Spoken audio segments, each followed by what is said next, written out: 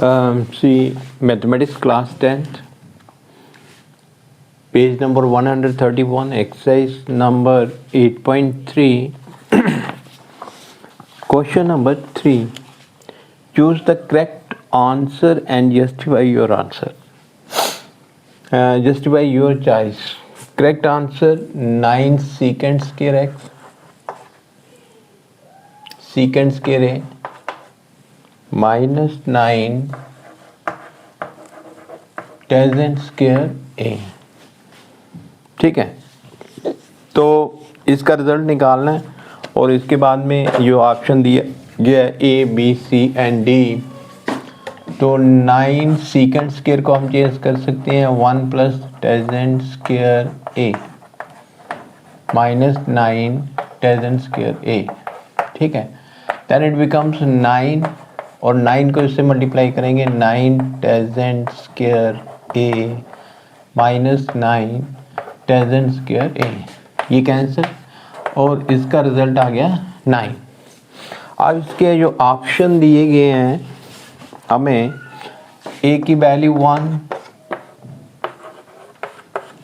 B की value 9, सी की value दी गई है 8 और डी की वैल्यू दी गई है 0. तो इनमें से जो करेक्ट ऑप्शन है ना वो हमने टिक कर देना है. तो ये बी वाला इसका रिजल्ट हो गया. इसके बाद इसका second part,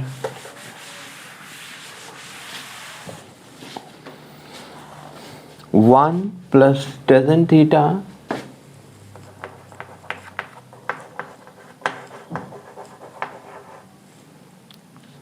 plus secant theta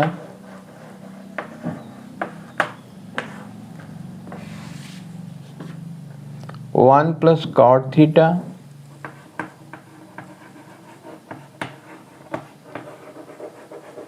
minus cosecant theta. ठीक है, तो इसका भी पहले तो ये tangent थीटा को sin theta by cos theta में चेंज करें, फिर सिंप्लीफाई करें. 1 tangent थीटा को लिखेंगे sin theta upon cos theta, secant theta को 1 by cos theta, 1 plus cos theta by sine theta minus 1 upon sine theta. ठीक है, तो लेफ्ट हैंड साइड में कॉमन एलसीएम आ जाता है हमारे पास cos थीटा, ये cos थीटा इसके मल्टीप्लाई होगा प्लस साइन थीटा इसके साथ 1 मल्टीप्लाई होगा और 1 के साथ 1 ही रहेगा. यहाँ पे एलसीएम आ जाएगा साइन थीटा कॉमन एलसीएम, तो साइन थीटा 1 के साथ मल्टीप्लाई होगा, ये साइन थीटा में चेंज हो जाएगा प्लस cos थीटा माइनस 1. ठीक है, तो यहाँ पे भी sine theta plus cos theta plus 1 है, sine theta plus cos theta minus 1 है. अगर इसे हम a मान लें, इन दोनों को a और दूसरे को b, then it becomes a plus b and a minus b, it is equal to a square minus b square, and it changes into cos theta plus sin theta whole square a square minus b square upon cos theta into cos theta या cos theta into sine theta, ये आपस में multiply होंगे और ये बनेगा sin theta cos theta. ठीक है, अब अगर इसे हम एक्सपेंड करना चाहें, cos theta plus sine theta का होल स्क्वायर है, तो ये बनेगा cos square theta plus sine square theta plus 2 times cos theta sine theta.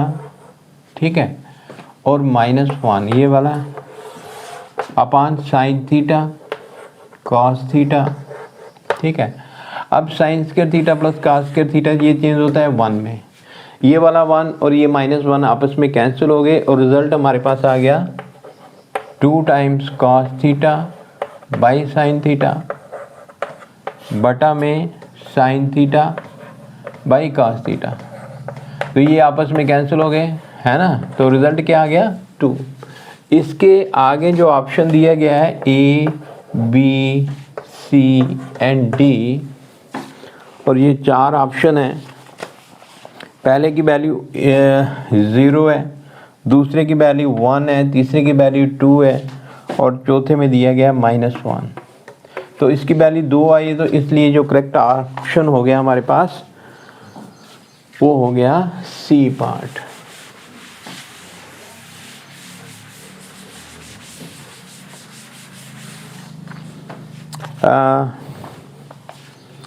Third,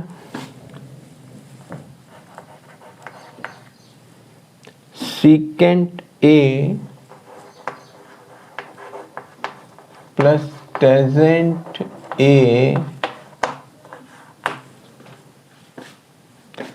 into 1 minus sin A। और इनके जो ऑप्शन है, ए में सीकेंट ए है, बी में sine, C this one, B में साइन ए, बी में साइन ए, सी में कोसिकेंट ए और डी में कॉस ए। तो इनमें से टिक करना है। तो पहले इसको सॉल्व करना है हमने। तो सीकेंट ए को लिख सकती हैं 1/cos ए और टेजेंट ए को लिख सकती हैं sign A upon cos A. ये 1 माइनस साइन ए, ठीक है। इसका एलसीएम आ गया कॉस ए, ये 1 और ये साइन ए, ठीक है। 1 माइनस साइन ए। अब ये 1 प्लस साइन ए है और ये 1 माइनस साइन ए है, दोनों आपस में मल्टीप्लाई होंगे, a plus B and a minus B. It becomes a square minus B square, mean 1 square minus sine square a, है ना, अपॉन कॉस ए। अच्छा, अब ये बन गया 1 minus sine square A upon cos of A, ठीक है। तो 1 माइनस साइन स्क्वायर ए किसके बराबर होता है, cos square A upon cos of A. ये ए कैंसिल, तो रिजल्ट आ गया कॉस ए। तो इनके जो ऑप्शन है, कॉस ए वाला ए पार्ट है, बी है, फिर सी है और डी है। डी में लिखा हुआ है कॉस ऑफ ए, तो इसलिए हमने इसको टिक कर देना है कॉस ऑफ ए, ठीक है। फिर है फोर्थ पार्ट,